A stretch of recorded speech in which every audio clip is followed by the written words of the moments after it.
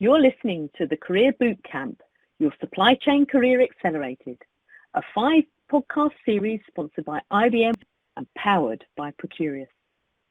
Hello, I'm Helen McKenzie, Principal Advisor at Procurious, and I'm your host for this series that's designed to get your wheels moving forward towards the supply chain role of your dreams.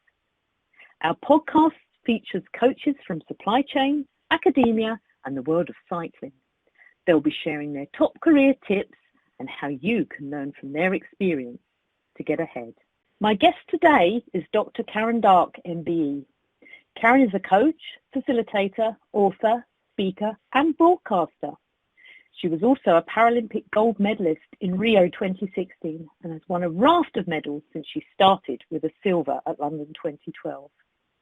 Karen has an MBE, a PhD in geology, and MAs in development training and high performance coaching. Speaking about her, Sir Ranulph Fiennes, the polar explorer, said, "Karen's captivating story shines a bright light on the meaning of challenge and on the limitless capabilities of the human spirit." So, an extremely qualified coach for our career bootcamp. Welcome to the podcast, Karen. Thank you, Helen. It's my pleasure to be here. Okay, Karen. Now, we first met many years ago when you were speaking about your success climbing El Capitan. Tell our listeners a bit about yourself. How did you get to where you are now?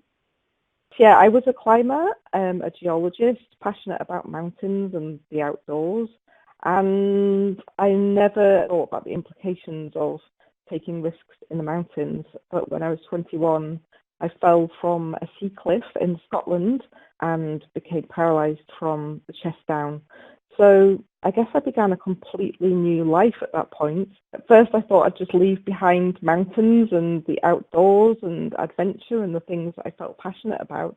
But I've realised you can't always just delete who you are to start again. So I realised that I just have to find new ways and new approaches to doing things instead of just not doing them. So that's led me into, I suppose, a fairly unusual life, an adventurer in a wheelchair, and that's taken me around the world doing all sorts of things that I then didn't believe were possible, and even now when I look back I can't quite believe that some of them have happened. So what are you doing right at this moment? Are you doing some sort of adventure? Just finished what I'm calling a quest. Between that time from becoming paralysed and being a geologist, I finished a PhD researching gold in the Bolivian Andes, and then started work as a geologist, but realised it wasn't really where my passion lay. I'd become really, really fascinated in how we grow and learn and develop as human beings. I think that's probably not untypical when people go through trauma. It can trigger a new interest. I suppose I'd call myself a kind of alchemist, a modern day alchemist now. I don't search for gold in rocks anymore. I've spent 10 years searching for gold in the form of Paralympic medals, and I think what's appealed to me about that is not the competition. It's always been about the journey. It's always been about what can I learn from this, how can I grow as a person, and just a fascination with how we can improve our performance and achieve things that we just really can barely perceive possible for ourselves. So I suppose I've been learning in a very practical way myself through this journey, both as a Paralympic athlete and as an adventurer, and then through study and working with other people, trying to use my experiences to help other people to do the same for themselves. In the Rio Paralympics in 2016, everything I'd worked towards and all the kind of experimentation I'd been doing and the things I'd been learning all came to fruition, and I did manage to win a gold medal. And I still maintain that's not because I, by any means, was the best athlete. I think it came from a whole combination of factors, and particularly from using the power of my mind, of visualization, meditation, lots of other techniques, not only physical training to get strong. It happened to be the 79th medal for Britain. This number 79 had kind of haunted me all summer. I wasn't into numerology, didn't really know anything about numbers, but I suddenly got really fascinated why this number kept cropping up. And then I realised that 79 is the elemental number for gold. Remember the periodic table?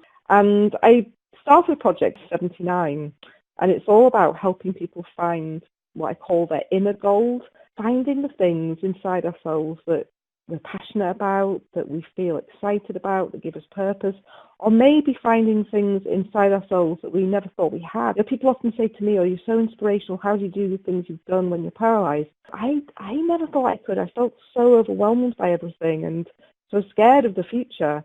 And what I've come to believe is that we all have the ability within us to overcome things, to achieve things that we would never believe.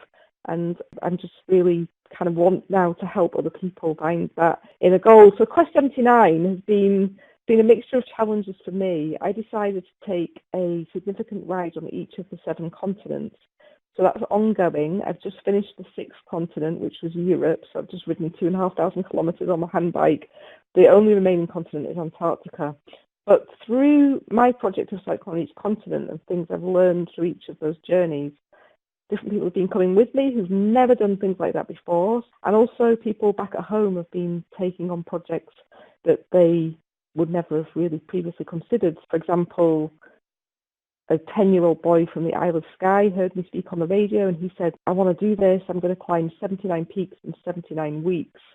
And his mum and dad didn't even like mountain climbing. And this incredible kid did it, and he's raised lots of money for an African charity.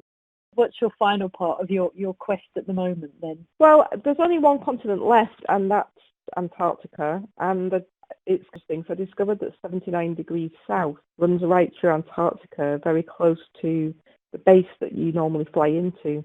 So I'm working with a Scottish organisation called the Polar Academy, who work with teenagers who kind of maybe a little bit invisible, and they take these young teenagers and work with them for a year and then take them on a polar expedition to Greenland. And we're going to work with these young people and travel to Antarctica and create what we're calling the pole of possibility. We hope to create an actual physical pole at 79 degrees south, representing the inner gold and the things that are possible when you find belief in yourself, when you commit to something, when you just try, when you have people supporting you and a team.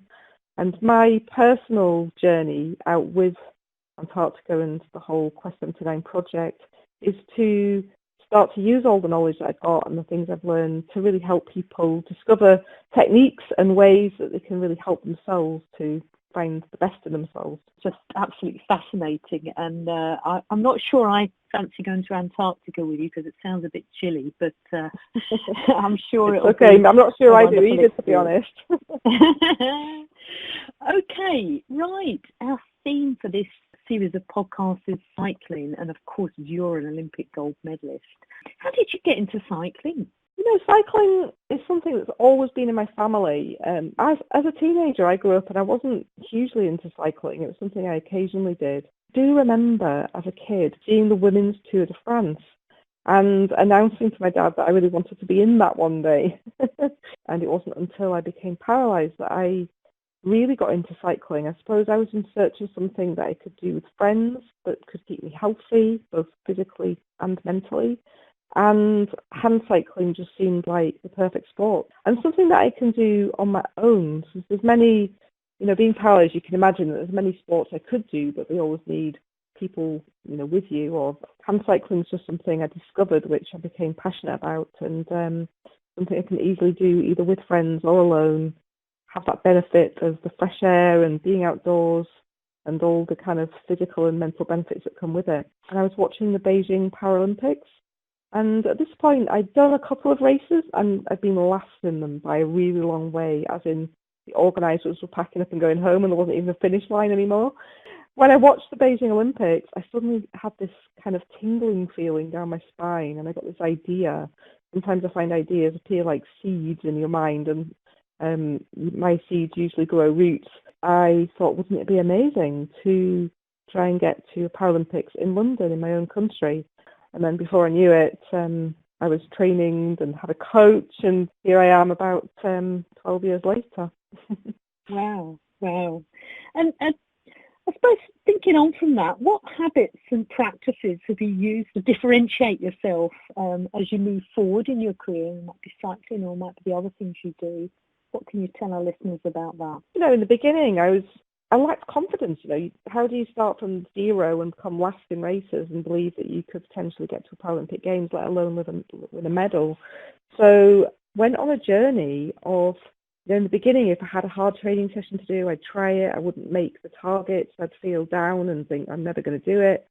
And then I realized that these mental messages that we tell ourselves, we say, oh, I'm useless or I'm not good enough, they actually are programming our whole body to start to believe that and behave that way. And I think wherever our focus and our thoughts go is what we create. So I started to learn that I need to change that way of thinking and change those thoughts and consciously stop some of those unhelpful thoughts and replace them, if not with confidence and belief, because you can't always find that when you don't have that confidence and belief, at least with something positive. Yeah, some of the things I maintain as being super helpful are being curious. So instead of telling yourself you can't do something or telling yourself you're no good, say, well, this is interesting. I wonder if I keep doing this, what might happen?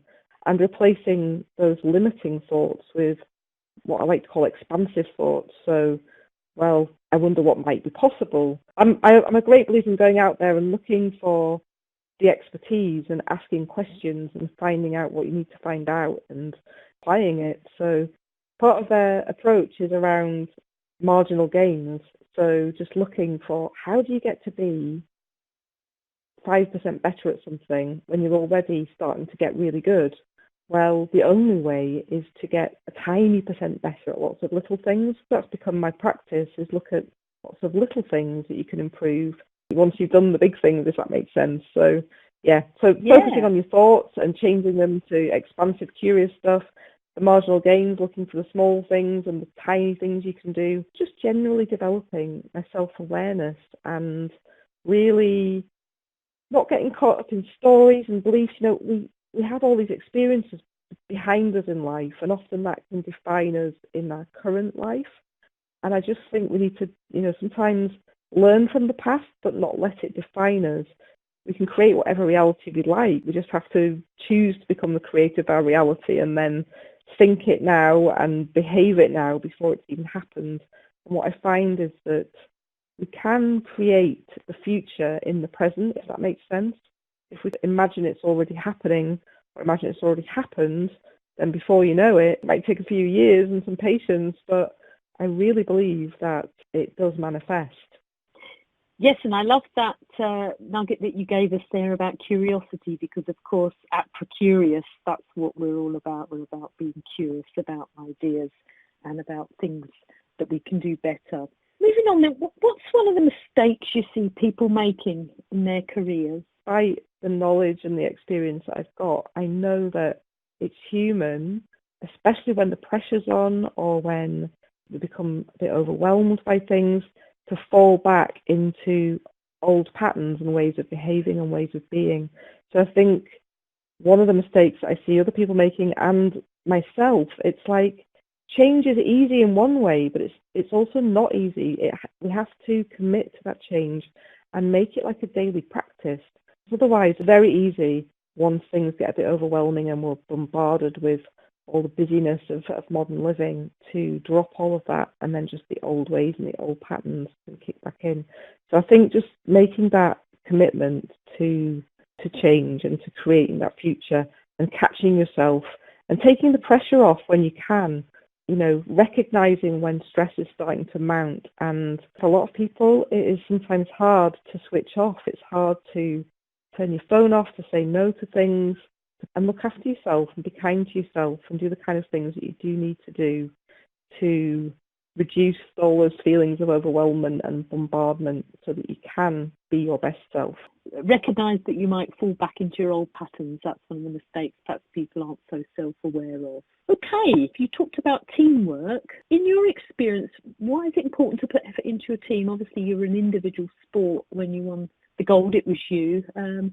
But why was it important to put your effort into the team that were around you, not just your own development? Yeah, so people might look at a cyclist and see it as a very individual sport. In my area of cycling, I'm the one that's out there doing the race, but behind me there is always a team. There's a coach, there's a physiologist, there's a nutritionist, there's potentially a sports psychologist, there's a gym coach, there's your friends, there's your family, there are perhaps engineers who have helped design equipment and biomechanists. There's potentially a really big team of people. And I've realised that whilst as an athlete, there's been many times when I'm the figurehead or the tip of the arrow that's going out there to do the performance, I couldn't be doing that without this. And they couldn't be doing it without you, because they wouldn't have the motivation and the incentive and the focus. It is all about teamwork. And for me, that's a really special part of it, because you can learn from each other and help each other. And when I think back to Rio and the Paralympics and being there, my biggest motivation for pulling out that performance was all the people that had supported me and helped me, and the energy that created within myself. And I think, that's what enables performance. Absolutely. And I certainly remember back to some of my greatest moments, and they were built on the shoulder of amazing team. Okay, we're drawing to a close now in the podcast. And so this is the point where we get you to pin yourself down to one of your nuggets of wisdom. You've shared loads with us in the podcast. So if you were going to give advice to yourself at an earlier stage in your career, what would you say is the one most important factor that can contribute to success? For me, it's all about the power of the mind and thinking. And our sports create our emotions influence our behaviour. And I suppose there was a point in time in history when I believed that I was my thoughts, whatever my thoughts were who I was. And I've realised that that's absolute rubbish. A sequence of messages going around my brain in neural networks, and that you can choose to change them. And by choosing to change them, you can change your emotions, your behaviour, everything about your reality. Yeah, that's something that I've become really passionate about and eager to share with other people. So if I'm wanting to try use the power of my mind and change my thoughts, what one action could I take now to move me down that path of getting control of my mind and my thoughts? Oh, well, there's lots of interesting books out there about it, and I'm going to be running some online courses about it. And I think it's, science of the mind and how little we know about it really is an area of research that's just expanding all the time. Not just the mind, but how that connects to our well-being, our health. Thought is a wave of energy, and waves of energy are what make everything happen. And nobody asks how a mobile phone signal works or how emails pop into your box, but suddenly you start saying that the way you think and the way you feel can completely influence the way you behave and the way and your health. People sometimes people find that a bit harder leap to take, but that's my experience is that's very much true. So there's plenty of stuff out there. It's a growing area, and it's an area that I'll be offering things in for people if they're interested. Okay, so become a student of how the mind works and head on over and see what Karen's up to in terms of helping you in that regard. Okay, thank you very much to Dr. Karen Darke MBE for being our Career Bootcamp coach on this episode. You've been listening to the Career Bootcamp podcast series, your supply chain career accelerated, sponsored by IBM and powered by Procurious. Why not head on over to the Supply Chain Pros group on Procurious, where you'll find lots more related content. If you have a question about the series or for our guests, please use the discussion board on Procurious or the hashtag Career Bootcamp on Twitter. Thank you for listening.